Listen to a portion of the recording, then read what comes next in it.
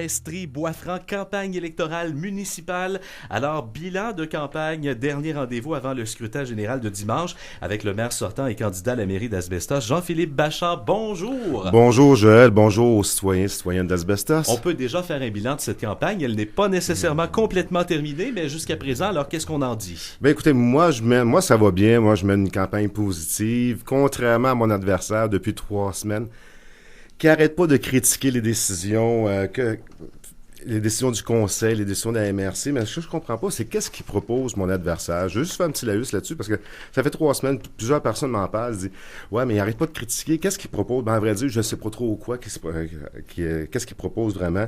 Il arrête pas de critiquer les décisions du conseil. Hugues, il aime bien les chiffres, tout ça, et s'est trompé par rapport à la dette. Alors... Quoi dire, je sais pas. Peut-être qu'il va contester les chiffres du ministère des Affaires municipales, je sais pas trop quoi, mais la dette, finalement, a baissé de 400 000. Lui, il disait qu'elle avait doublé. Évidemment, comment je pourrais dire ça? Parce que je suis un peu banal, je ne pensais pas avoir une campagne si négative que ça.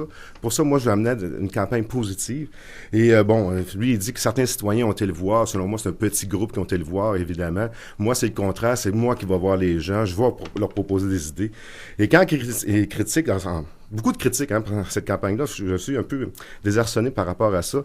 Quand il dit, la fameuse taxe de 21,42% qu'on a fait, il dit qu'on aimerait ça. C'est un candidat du passé, on peut le voir dans sa politique.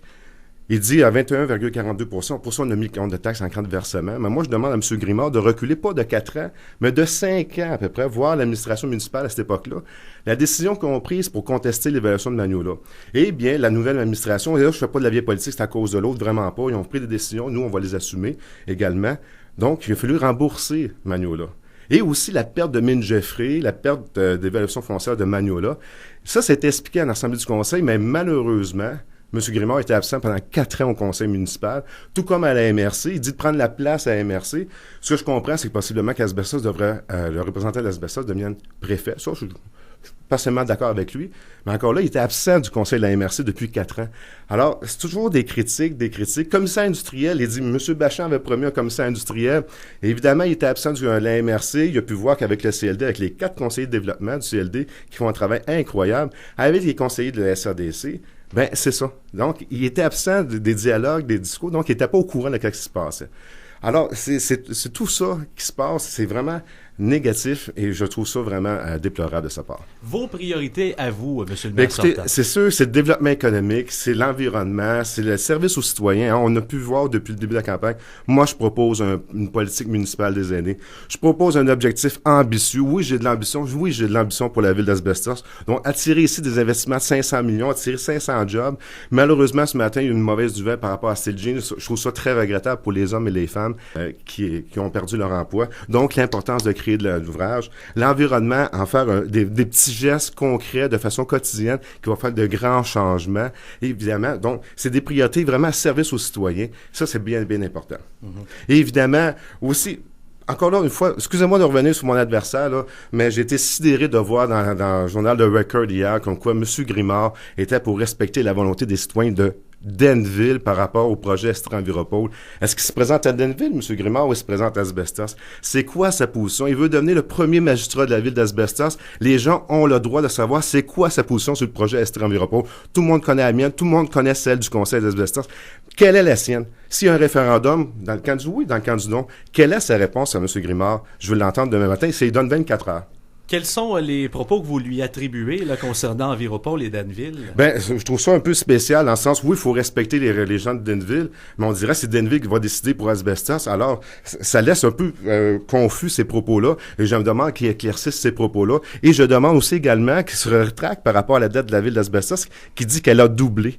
Donc, il y a plusieurs choses comme M. Grimard. Il y a 24 heures pour répondre à ces questions-là. Malheureusement, il n'y a pas eu de débat. Et demain, il y aura des questions à répondre. Et j'attends de lui des réponses demain matin. En terminant, sur le terrain, vous rencontrez les citoyens, les électeurs. Qu'est-ce qu'ils vous disent? Qu'est-ce qu'ils souhaitent? Écoutez, premièrement, ils ont apprécié le travail du conseil municipal. Hein. J'aime ça le rappeler que 6 des 7 membres du conseil ont été élus sans opposition. On a pris des décisions difficiles, mais des décisions responsables pour les services aux citoyens. Et ça, les gens sont à même de le constater. Et là, en plus, c'est que avec ces décisions-là, on commence à remettre les infrastructures au niveau. Juste à penser au parc les modules de jeu, les jeux d'eau, les infrastructures municipales, entre autres les rues, l'usine d'épuration, les usines de filtration. Alors, il y a un travail colossal qui se fait. Et quand j'entends des critiques de mon adversaire, mais c'est tous les membres du conseil qui prennent ces critiques-là et c'est tous les citoyens d'Asbestos qui les prennent. Et je trouve ça vraiment malheureux. Mais que propose-t-il, M. Grimard?